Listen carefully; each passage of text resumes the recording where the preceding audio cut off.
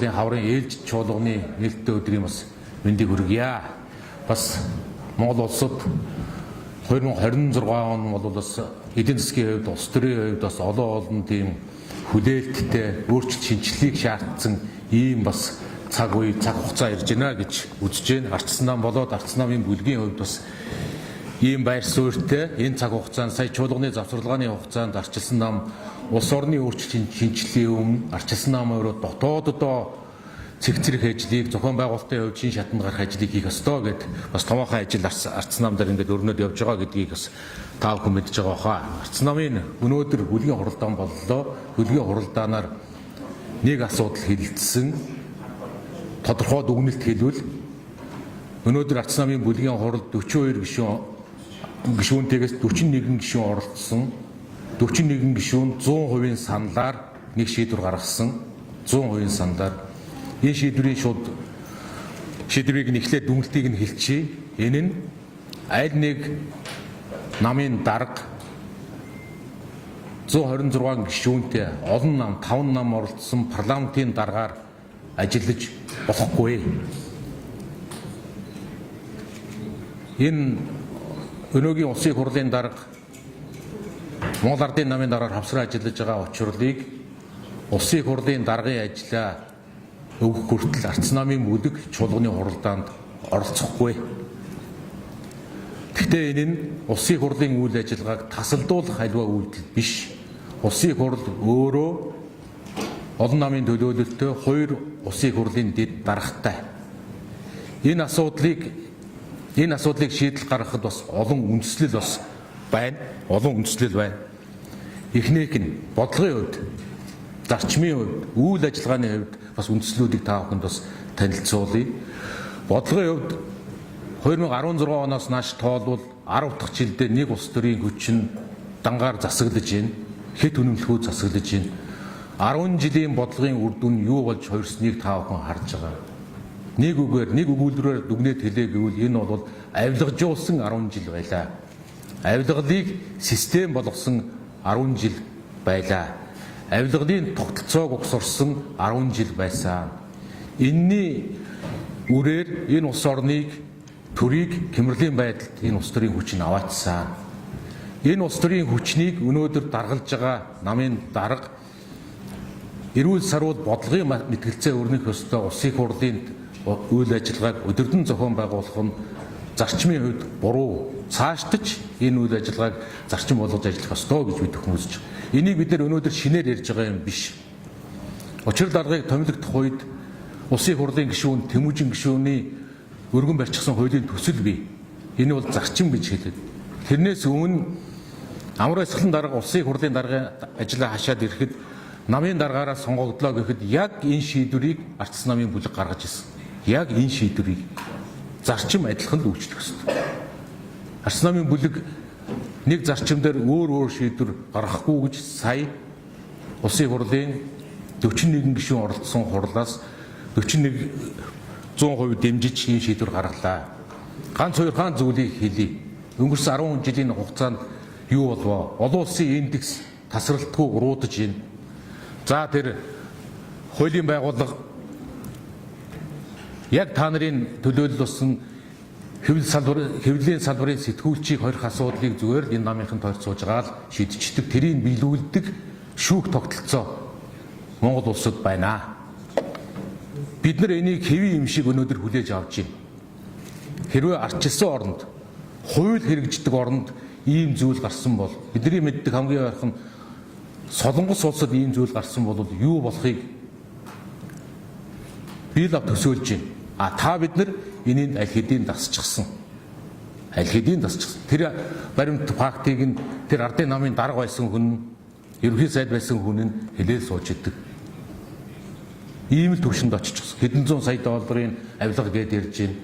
Хуулийн сайд байсан хүн авилга авсан асуудлыг ерөнхий сайд нь ярьж байна. Хуулийн сайд биш. Уг нь эн чинь шудраг ёсны сайд гэдэг нэртэй ингэн л олуулстай. Шудраг ёсны сайд нь хэдэн тэрбумаар нь авилга авсан юм а гэд яриа сууж идэг. Ийм систем угсарчихсан намын дарга, парламентын дарга байх нь зохисгүй гэж бид бүхэн бас ингэж үзэж байгаа. За нөгөө талаас зарим үйл ажиллагааны хувьд улсын хурлын дарга сая чуулганы завсарлагаагаар томилтоор ажиллаж байна. Улсын их хурлыг бүрэн төлөөлж ярьж байна. Улсын их хурлаар ийм шийдвэр гаргана гэж ярьж байна. Яг өнөөдөр улсын их хурлын дарга гэдэг хүн энэ улсын их хурлын хуралдааныг зохион байгуулагч болохоос биш, улсын их хурлын удирдагч биш. Улсын их хурлд байгаа арчилсан намын дарга биш. Тэр хүн намын дарга биш. Тэр хүн намын дарга намдаараа очиж хийх ёстой. Сая тэр чуулганы нээлтэн дээр намын мөрөн хөтөлбөр шиг юм ярьж л. Намын их баг хуралдаараа хэлж байгаа даргын илтгэл шиг юм ярьж илээ. Энийг бид нар хүлээн зөвшөөрөхгүй. Энэ хүн парламентын үйл ажиллагааг л зохион байгуулалтын чиглүүлэх ёстой ийм хуулиар олгогдсон эрх хэмжээтэй хүн. Яахлаараа сүүлийн та нар хараараа сүүлийн 6-7 жилд улсын их хурлын төсөв 30 тэрбум байснаас 145 тэрбум болоод нэмэгдсэн байна. Энэ бүгдийг улсын их хурлын дарга захин зарцуулдаг. Орон тоог хэдээс хэд усныг та нар бас шалгаарай. Энэ бүгд нэг намын дарангууллыг бэхжүүлж байгаа юм гэсэн. Улсын их хурл гэдэг нэг намын хуулийн хэлтс биш. Энэ бол Монголын ард түмний төрийн эрх барих дээд байгууллага, төлөөллийн байгууллага, энэ төлөөллийн байгууллагыг эрх тэгш нам бус байдлаар нэг намын дарга удирдахгүй байдлаар ингэ зохион байгуулах ёстой гэдэг үүднээс саяны шийдвэрүүдийг арц намын бүлгээс бас гаргаж байгаа гэдгийг бас хэлье. Энийтэй нэмээд энэ бол зөвхөн нэг юм алуун тушаалын асуудал бас биш ээ. Улсын их хурлын үйл ажиллагаа гацаах үйл ажиллагаа биш, дэд дарга нар үйл ажиллагаагаа хурлаа өдөртөн зохион байгуулах ёстой. Энэ тохиолдолд арц намын бүлэг бүхий л үйл ажиллагаанд хэвийн улсын их хурлын үйл ажиллагаанд хэвийн оролцоод явна гэдгийг бас хэлье. За нэмж хэлсэн бас нэг асуудал 2026 оны улсын хурл Монгол улсын төсвийг батлахдаа засгийн газраас эмч багш нарын цалин, ахмадуудын тэтгэвэр тэтгэмжийн асуудалтай тодорхой өөрчлөлт гаргана. Тодорхой хувь процент төгрөгийн нэмэгдлүүдийг хийнэ гэдгийг төсөвт суулгасан гэж за дахиад дээрэс нь тэр шаардлага тавьж байгаа багш эмчнэрийн төлөөлөл, тэтгэврийнхний төлөөллийг хэлж ойлголцсон гэж ойлгосон. Гэтэл бодит байдал дээр энэ ахмадуудыг тэр саяны нэмэгдлүүд чинь яг тэр шудраг ёсныхын амлалт шиг хуурам мэхлэлт байжээ. Энэ бүхэнд энэ багш эмчнэрийн талд тэр амжиргааныхаа орлогыг нэмэгдүүлэхийн төлөө санаа бодлоо илэрхийлж шаардлага тавьж байгаа, жагсаж байгаа ахмадуудын талд арчилсан нам, арц болоод арчсан намын бүлэг тэдний зүй ёсны шаардлага гэж үзэж бас дэмжиж хамтран оролцохоо бас дэмжихээ бас илэрхийлэх нь зүйтэй гэдэг шийдвэр гарсныг та бүхэндээ бас нэмж хэлье. Тэмжин гүшүүн өгөх үү? За ингэж та бүхэн санаж байгаа бол өнгөрсөн намд улсын их хурл хуулийн төсвөр барьсан. Гол агуулга нь үүсэн байдаг. Парламентын төсөөлөлтийн ус. Парламентын арчлалыг хөгжүүлсэн улс орнуудад нэг юм туршлага байна. Нэг юм зарчим байна. Олон намын төлөөлөх парламент олон ургалж үзэл бодлогын өрсөлдөөнийг дэмжихийн тулд тэнд мэтгэлцдэг талбарын толгой дээр нэг намынхын дарга гарч ирж сууж болдгүй юм байна. Нэг намынхын дарга гараад суучаар тэр парламентыг намын хурал шиг, намынхаа үйл ажиллагаа шиг удирдах гэж оролддог юм байна. Энэ нь өөрөө парламентын арчлалыг үгүй хийдэг юм байна. Тийм учраас парламентын спикер буюу улсын их хурлын даргыг намын дарга байхын болиулъя гэдэг ийм санаачлал гаргаж арц намын бүлэг гарын үсэг зурж өргөн барьж ирсэн. За энэ зарчим зүгээр хэн нэгэн хүн зориулсан зарчим ерөөсөө биш. Анх амар баясгалан гэдэг улсын их хурлын дарга би намын дарга болно гэж намын дотоод өрсөлдөөн рүү ороход нь бас энэ зарчмыг ярьсан. Парламентын спикер гэдэг хүн намын дотоод улс төрөөс ангид байж бие даасан байдлаар төвийг сахих юм байна. Намын дотоод өрсөлдөөнд орох юм бол тэр өрсөлдөөн рүү парламентыг өөрөнгө татаад оруулчихдаг юм байна. Парламентын арчлалыг намын дотоод зодооны нэг хэрэгсэл болоо хоригчдаг юм байна. Тийм учраас амар баясгалан гэдэг хүнд биднес ямар шаардлага тавьсан бэ гэхээр та намын дарга болох гэж байгаа бол парламентыг удирдах буюу даргалах хэрэггүй гэд бойкот зарлаад амар баясгалан гэдэг хүн намын даргад нэр дэвшсэн тэр өдрөөс хойш улсын их хурлыг даргалаагүй та бүхэн санаж байгаа. Дэд даргууд дарга нар орлож улсын их хурлын чуулганыг даргалж хуралдуулж ирсэн. Яг энэ зарчмыг бас дараагийн үнд нь бид бас адилхан тавьсан. Намын дарга болцсон хүн одоо парламентын толгойд гарч ирж сууж болохгүй. Төвийг сахин гэдэг нь парламентын мэтгэлцээнийг дэмжинэ гэдэг парламентын арчлалын суурь зарчим байна. Тийм учраас намын дотоод улс төрөөс ангид байх ёстой гэдэг шаардлага бол намын дарга парламентын дарга байж болохгүй гэдэг зарчим руу очиж байна гэж. Тэгээ та бүхэн анзаарч байгаа өнөөдөр болж байгаа маш олон үйл явдлууд энэ зарчим Монголд байхгүй бол яаж гажиж болдгийг тодорхой харуулж байна. Даргаа шүтдэг улс төрийн нам, даргын үг бол хууль гэдэг зарчмаа парламентын гишүүдийг ёс зүй болгож оруулж ирж байна шүү дээ одоо. Парламентын гишүүний ёс зүй гэдэг бол олон уралч буюу олон намын төлөөлөл байдаг учраас нэг намын даргын нүдээр харж эсвэл нэг том даргын хэмжүүрээр хэмжигддэг зүйл ерөөсөө биш. Тухайлбал ардчсан нам цаазын ялыг эсэргүүцдэг нам, дэмждэггүй нам.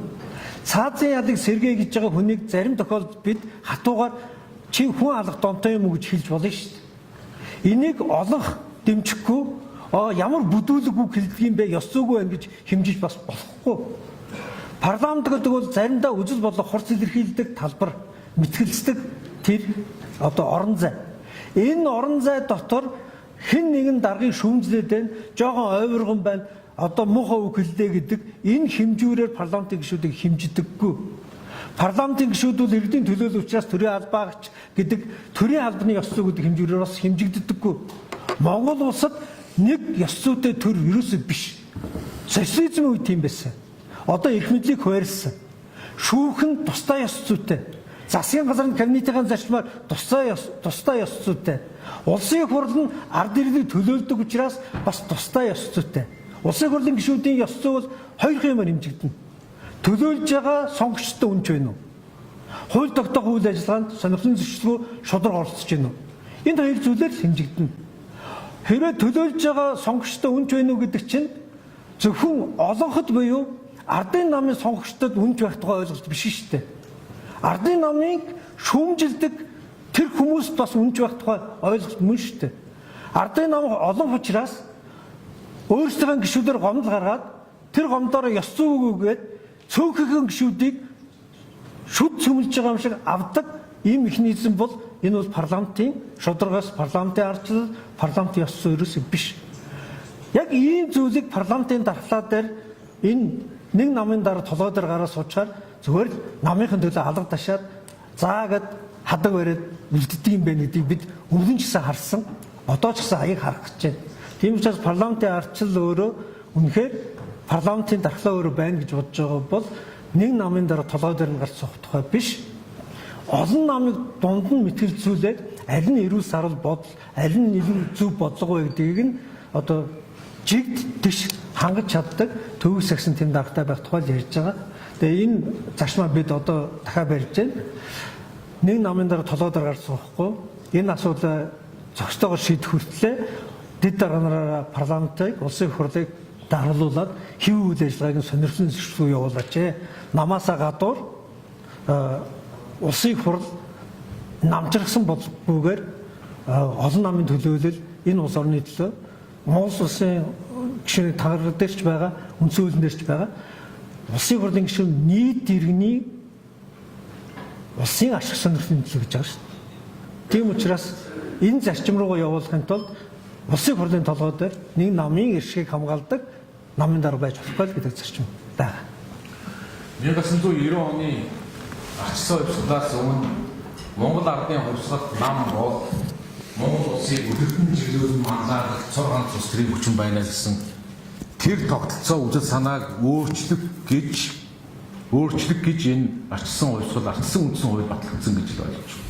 Нэг улс төрийн хүчин энэ улс орныг өдөртөн манлайлан чиглүүлэгч цор ганц өдөрдөгч нь байна.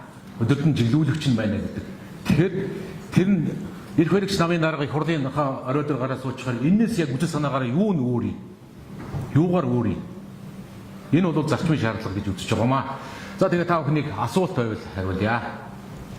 Асуулт нь ерөнхийдөө санаачилсан улсын хурлын тухай нэмэлт өөрчлөлт авах тухай буюу улсын хурлын гишүүний өвгөн дадлах хуулийн төслийг харсан айн бүлэг бэлтгэсэн нь ямар нэг шийдвэр гаргасан уу? Намын гишүүдийг ямар байр суурьтай байгаа вэ? Энэ хуулийг яг та нар одоо анзаарвал өнөөдөр чуулга эхэлж байна. Die парламент дээр уг нь урд 7 хоногт даргын зөвлөл хуралдаад эх 7 хоногийн хэлцэх асуудлыг тавьдаг. Нийт хийснээс өөрөөр яг энэ 7 хоног улсын хурал юу хэлцэх нь тодорхойгүй ийм байдалд орсон байна. Тэгэхээр тэр хуулийн хэлэлцүүлэг байнгын хороо нэгдсэн чуулганаар орж эхлэегүй учраас тодорхой зүйлүүдийг хэлэхэд эрт байна. Дахиад энэ 7 хоногийн хэлцэх асуудалд байгаа эсэх нь тодорхойгүй учраас сая Арц намын бүлгийн хурлаар энэ асуудлыг бид нэгдүгээрт нь хэлэлцээгүй. Энэ 7 хоногт байгаа эсэх нь одоо тодорхойгүй. Энэ 7 хоногт баг ажилгүй юм шиг болчихлоо. Нэгдүгээрт нь. Хоёрдугаарт нь бид нар санал нэгтгэгээгүй учраас бас хэлэхэд төвөгтэй байна. Ер нь маш олон гишүүн Монгол улсын парламент бол төрийн эрх байхтыг байгуулдаг. Парламент болоод парламентын гишүүн гэдэг нь өөрөө ард иргэдийн болоод ард түмний төлөөлөл, ард түмнээс өгж байгаа улсын хурлын гишүүний бүрэн эрхийн асуудал бол энэ хувь хүний бүрэн эрх биш ээ. Энэ бол ард түмний бүрэн эрх юм аа. Ард түмний бүрэн эрхэд хэн алдах ёстой вэ? Энийг энэ тийм хямдхан хэлбэрчилсэн олон зүйл байх ёстой юу гэдэг дээр маш олон гишүүн эргэлзэж байгаа гэдгийг хэлээ. Мэдээж улсын хурлын гишүүнээр хариуцлага сахилгын асуудлууд байдаг. Энэ хүрээнд сайжруулах ёстой зүйлс байвал энэ өөрөө улсын хурл өөрөө дотооддоо асуудлаа шийдэх. Улсын хурлын гишүүний ёс зүйн байнгын ороогоор олон зүйлүүдээр хариуцлага өөртөө хариуцлах тогтоох ёстой асуудлаа гэдэг байр суурьтайгаа хэлье. Эндээс мэдээж тэр эрүүгийн хариуцлага хүлээсэн олон хуулийн хариуцлага хүлээсэн энэ гишүүнийг эргүүлэн татах, төдөлзүүлэх, чөлөөлөх олон хуулийн заалтууд одоо ч гэсэн үндсэн хууль болоод салбар хуулиуд одоо ч гэсэн байдаг. Ерөөсөө байхгүй биш. Эдгээр зүйлүүд дээр сайжруулах зүйлс бас байгаа гэдгийг хэлээ. Тэгээд яг энэ асуудлаар хэлцээгүй учраас нэгдмэл байр суурийг ус илэрхийлэх яг өнөөдөртөө бол боломжгүй байна. Олон гишүүн парламентын дархлааныхаа талд байна гэдэгт бол би эргэлзэхгүй. Засгийн газрын утгуулах асуудлаа хэзээ өгөх вэ? Засгийн газар өнгөрсөн 7 хоногийн засгийн газрынхаа хурлаар хэлэлцээд шийдвэр гаргасан тодорхой шаардлагын хариу өгсөн гэсэн өнөө өглөө ирж байгаа гэсэн сая чуулганы хурлаар ороод авч амжсангүй. Энэ чуулганы болоод энэ бүлгийн хурл руу энэ өглөө ирж байгаа байх. Албан бусаар одоо тэр ирж байгаа мэдээллийг сонсоход дэд сайдын асуудлыг ярилцж болно, чөлөөлж болно. Зөвхөн дэд сайд бид нар ч гэсэн зөвхөн дэд сайд биш, илүү өргөн хүрээтэй асуудал тавьсан. Өргөн хүрээтэй асуудлын хүрээнд хамтран ажиллах бүрэн боломжтой. Дэд сайдыг чөлөөлөх төдийгүй засгийн газрын бүтэц зөвлөлтгөн дахиад агентлаг доошогоо бусад анхан болоод дунд шатны түвшинд бид нараас томоохон өөрчлөлтийг хийх боломжтой. Энийн дээр хамтран ажиллая, дэд сайдыг чөлөөлөх асуудал боломжтой гэдэг ийм түвшингийн хариулт ирсэн болов уу гэж ойлгосон. Цаасаар аваагүй байгаа учраас бас дахиад яг тодорхой хариулт хэлэх боломжгүй байна. Ер нь Арц намын шаардлага бол бүлгийн шаардлага биелэх ёстой гэдэг энэ зарчмын байр суурийг сая бүлэгдэр ч бас илэрхийлсэн. Яг өнөөдрийн байдлаар Арц намын 42 гишүүнээс 36 гишүүн гарын үсэг зураад чуулганы төгсгөлд хаачсан тэр хэвээр байгаа. Би сая үдсэн 6 гишүүний нэрийг хэлээгүй хэлсэн. За өнөөдөр ингээд та бүхнийг энэ хооронд өнөөдөр уулзж байгаас дунд нэг ч удаа яриаггүй. Энэ огцруулах албан бичгэн дээр нэмж гарын үсэг зурж болно шүү. Ер нь тэгээд аваад зуруулаад үдсэн зураагүй гишүүдийг, зурсан гишүүдийг бас одоо олон нийтэд энийг нийтдээ тавих зүйтэй байхаа. Намын даргын үед, бүлгийн даргын үед нэг огцруулах бичгийг нэг юм авчаа хүнд үзүүлэхгүй дараад байгаа зүйл байхгүй. Тэгээд та бүхэн зураагүй гишүүд нь нэмээд гүйцээгээд өнөөдөр зурж болно шүү гэдэг мэдээллийг бас хэлсэн. Асуулт байна. Арц намын шинжилсэн бүртгэлтэй холбоотой мэдээлэл өгч маш их цахим зарцааны асуудал хэрэгтэй тийм хэн дуртай нь одоо гишүүнчлэлд орж ирнэ гэдэг нь ярьж байна л та. За Арц намын яг энэ өнгөрсөн цаг хугацаанд бид нар энэ өөрчлөлтийн ажлыг дотоод зохион байгуулалт, дотоод шинжилгээний ажлыг зайлшгүй хийх ёстой гэж одоо үзсэн. Арц намд энийг нэг арга цагаад өнгөрөх бололцоо бидэрт байсан. Арга цагаад тэгээд яадгүй 3 сонгуульд дараалал ялагдсан байна. Би бас энэ намын удирдлагын хувьд хариуцлага хүлээж байгаагийн хувьд бас энд томоохон ялагдлуудаа дүгнэлт хийж ажиллах ёстой гэж бодож байна. Буруу бусдаа сайх биш. Эхлээд дотооддоо бид нэр цэгцрэх ёстой. Өөрчлөлт шинжилтийг хийх ёстой гэж бодож байна. Одоо Улаанбаатар хотдоор царцаа байна гэж хэлдэг. За дахиад дээрэс нь маш олон гишүүн шинээр эсчлээ гэж хэлдэг. Арчилсан нам маш гоё байсныг цогтгэрэл өмүүлж яах гэж зарим нь хэлдэг. Би бол энэ бүхэнтэй санал нийл. Та бүхэнд энэ хэдийгээр намын дотоод асуудал гэсэн бас хэвлэл хэлчихье. Арчилсан нам Улаанбаатар хотод тэр тусмаа маш их хаалттай давжаа систем болоод хувирчихсан. Нэг өөрдөө 30-40 хүнтэй. Энийг нь үүрийн дарга мэддэг. Сонгуульд болохоор нөгөө 300 мянган хүнтэй дүүр 30 намын баг нэг үүр хороонд 30 гишүүнтэй. Энийгээр хайрцаглаад нөгөө нэг 10-20 жил болсон хүмүүс намын шат шатны дарга болоод сонгогдчихдаг. Энийг л задлыг гэсэн. Арц намыг нээлттэй болгоё. Цахим бүртгэлтэй болгоё. Цахим бүртгэлгээд дуртаа норохгүй. энэ өөрөө итгэл үнэмшлэр өөрийнхөө эглистрийн дугаарыг хийгээд утсан дээр баталгаажуулах удаад өөрийнхөө данснаас 12,000 төгрөг төлж байгаа иргэнийг бид нар та ардчилсан намын гишүүн биш, та зарцаа байна гэж биднээс үзэж чадахгүй. Гэхдээ хуулийн дагуу тэр нэг данснаас олон хүн рүү шилжүүлсэн янз бүрийн тохиолдол байвал энийг бас нэгтгэх ёстой гэж бодож байна. Харин эсэргээр 30 хүнтэй нэг хороон дээр 300 хүн бүртгэгдэж байгааг би сайн үйл явц гэж бодож байна. Ингэж ардчилсан нам буруу бусдаа сайх биш, өөрөө өөрийнхөө дотоод шинжилгээг хийх ёстой гэдэг энэ бодлогын байр суурин дээр хатуу байгаа. Яг ардчилсан намын зарлагдсан дотоод сонгуулийн үйл явц цаглбарын дагуу явж байгаа. Яг энэ бүх үйл ажиллагаа энэ цаг хугацаанд төлөвлөсөн хугацаанд болж өнгөрөх ёстой гэдэг байр суурьтай байгаа бас гэдээ. Танай асуулт юу болохоор асуулт хоёрын хэмжээний ярилцлагатай ардчилсан намаас баярцуулах одоо ерөнхийлөгч болон ийм тохиолдолд одоо ерөнхийлөгчийн төвшөнд ийм нам хийсэн гэсэн асуултыг ярьсан. Танай намаас ерөнхийлөгчийн сонгуульд өрсөлдөх хэмжээ тодорхой болсон юм уу гэхэд тодорхой байгаа юу? За хоёрдугаар Монгол Ардын нам бол засгийн улс төр зөөр хэрэгтэй том хуулийн төслүүд бол өргөн баригдсан байх. Тэгэхээр энэ харин шалгуун дээр ардчилсан нам байж байгаа эндээ амьдралд хэрэгтэй хуулийн төсөл байгаа юу гэж асуусан. Энэ хоёр асуултанд За манай гишүүд бас ингэж нэмээд хариулаарай. Би бас хоёр тоос нь хариулчих. Зөвхөн манай гишүүд тал талдаа маш идэвхтэй ажиллаж байгаа. Зөвхөн надтай холбоотой гэхэд хоёр хуулийн төсөл өргөн баригдана. Нэг нь жаргалан гишүүд бит хоёрын өргөн барьж байгаа эдийн засгийн эрх чөлөөний тухай хууль. Том агуулга бүхий хуулийн төслийг одоо өргөн барихад бэлэн болсон. Өнгөрсөн чуулганы төгсгөл засгийн газрын саналыг өгөхгүй байсаар байгаад ардын нам өөрснийхөө хуулбарыг өргөн барьнлээ. Бид нэр тэрнээс өмнө боловсруулчихсан засгийн газраас санал авах төвшөнд яваад ингээд хаврын чуулган руу шилжиж байгаа гэдгийг хэлье. Энэ жишээ нь одоо ингээд өргөн баригдана. Мөн өнөөдөр бас гишүүд гарын үсэг зураад бас өргөн барихад бэлэн болж байгаа төрийн нууцын тухай хууль. Яг саяны тэр хэлдэг авилгадсан 10 жилийн авилгын системийг угсрах үндэс суурийг 2016 оны улсын хурлын сонгуульд өнөөгийн улс төрийн хүчин ялчаад 12 сард нь нууцын хуулийг баталсан. Нууцын хуулийг батлаад алууны нууц гэдэг ойлголт гаргаж ирээ дураараа нууцд авдаг. Улсын хурал дээр нууцыг зөвшөөрлийг өгдөг байсан бол засгийн газар өөрөө дураараа нууцд авдаг болгоод тэр олон оптик гэрээнүүд олон тэрбумын хулгай чинь тэгжил ихсэн. Хуулийн хулгай хийж эхлэн гэдэг чинь энэ бол системийн хулгай. Энэ бол системээр нь хулгайлж байгаа юм асуудлын үндэс суурийг 10 жилийн өмнөөс тавьж эхэлсэн. Ийм учраас бид нар улс төрч биш асуудлын үндэс шалтгааны нэг нь энэ нууцын хуулийг өөрчлөх ёстой гэж өнөөдөр жишээ нь одоо өргөн барих гэж байгаа. Өргөн барихад ингээ бэлэн болж байгаа. Манай гишүүд бол олон хуулийн төслүүдээр ажиллаж байгаа гэдгийг хэлье. За тэр ерөнхийлөгчийн сонгуулийн нэр дэвшигчтэй холбоотой асуудал энэ чинь өөр хуулийн хугацаатай. 27 оны бараг 5 сард байна ерөнхий намууд нэр дэвшүүлэх ёстой. Тэрнээс өмнө албан ёсоор Монгол улсын ерөнхийлөгчд аль нэг намаас нэр дэвшигчийн тухай асуудал байхгүй. Харин намууд дотооддоо энэ үйл явцаа эхлүүлж болно.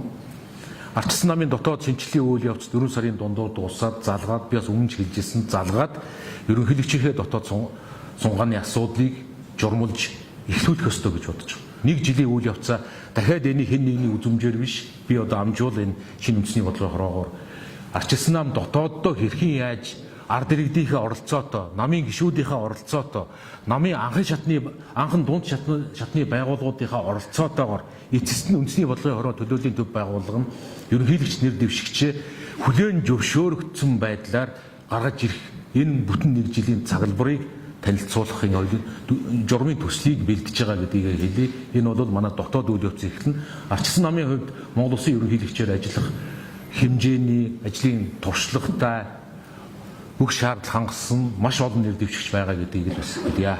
Энд дээр нэмээд асууж алтан уугийн гишүүн бол ерөнхийлөгчийн сонгуульд өрсөлдөн гэдэг юм.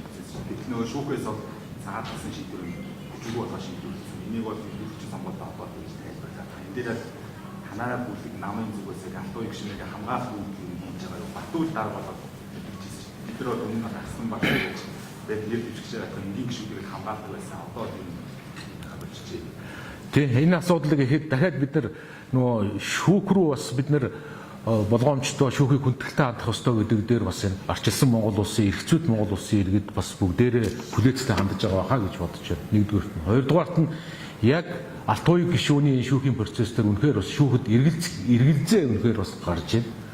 3 шатны шүүхээр 3 удаагийн шүүхээр яваад хэрэгсэхгүй болгоод цагаатсан хэргийг яг өмнөх бүрэлдэхүүн нь өөрөөр шийдэж байгаа. Уг нь шүүгч гэдэг хүн чинь итгэл үнэмшлээрээ шийдэх ёстой гэдэг. Итгэл үнэмшил ингээд сарын дотор 2 өөр итгэл үнэмшилтэй байж болох уу? Энэ өөрөө дахиад саяны ярьдаг нөө сэтгүүлчд ял өгдөг шиг тойрч сууж байгаа дараа шийдэж байгаа юм биш үстэй нэг улс төрийн хүчин гэж хартахаас аргагүй юм нөхцөл байдалд хүргэж байгаа. Тэгээд шаардлагатай нөхцөл байдлууд дээр ардсан нам тэгтээ бас шүүхэг хүндэтгэж ардсан нам улс төрийн хуулийн хүрээний тодорхой шийдвэрийг гаргаад явахд ингээд бэлэн гэдэг бас хэлье. Хоёр сайдын асуудлыг хуваалцах шиг ашиг хүч байлан боловсрол дараагийн сайдны одоо нэр орж ирэх байх. За гэхдээ ялангуяа боловсролын буюу ирээдүйн хүч үеийг бэлдэж байгаа энэ сайдны дандаа бэлэг байдлаа ингэж ач холбогдол өгөхгүй тэмдэглэн гэж 1.7 жилийн настай боловсролын сайд байнга реформ ярьдаг сурагч өөрчлөлт яваад шүү дээ. Тэгэхээр ардсан нам энэ хоёр чухал салбарын сайд дээр оруулж ирэх болоо ажил хэрэгчдийн яаж анхаарах вэ? Эсвэл хүчин яваас хэрхэн яаж шалгалт үзүүлж тэмдэглэн өргөх хэрэгцээ бол хоёр сарын асуудлаар явж байгаа юм. Тэгэхээр ингээд хамгаалсан дизайны асуудлыг одоо нэмж дизайнуудад чөлөөлөх асуудлыг арчсан шалтгаан үзүүлэх. Дахиад хариулъя. Ардсан намын бүлгээс тавьж байгаа зарцмын шаардлага 100% хэвээр байгаа. Огтхон чухраагүй сая би огцруулах гарын өсгөө 6 гишүүнийг өнөөдөртөө багтаагаад гарын өсгөө нэмж зурх боломжтой шүү гэдгийг бас хэлсэн. Олон нийтэд бас энэ 6 гишүүдийн мэдээллийг ч гэсэн ер нь тэгээд тодорхой хугацааны дараа гаргах нь зүйтэй гэж бодож байна. Зарчмын шаардлага хэвээрээ засгийн газараас ирсэн бичгтээ бас танилцаад дараагийн бүлгийн хурлаар асуудлыг танилцуулаад явна гэдгийг бас хэлье. Тэр боловсролын салбар дээр өөрийн чинь гардаг тэр бол үнэхээр зөв зүйл. Та нар бас яг анзаараад үзээрэй. 19 оноос байна уу? Одоо 26 он хүрт 6-7 жилийн хугацаанд миний санаж байгаагаар 6-7 боловсролын сайд одоо солигдчихив. Уг нь бол энэ хамгийн чухал урт хугацааны дунд хугацааны бодлогын залгамж шалаатаагаар авч явах хөстөө энэ боловсролын салбар бараг жилд нэг сайд солигддог. Ийм л одоо наад засгалж байгаа улс төрийн хүчний чинь нөхцөл байдал, засаглалын чадамж, наад авилгадсан тогтолцоо, авилгалын 10 жил чинь ийм л нөхцөл байдалд очиж байгааг та бид нар одоо билетнэ харж байна. За ингээд өнөөдрийн хэвлэлийн оролт хүрэлцэж ирсэн эрхэм сэтгүүлчтэй баярлалаа.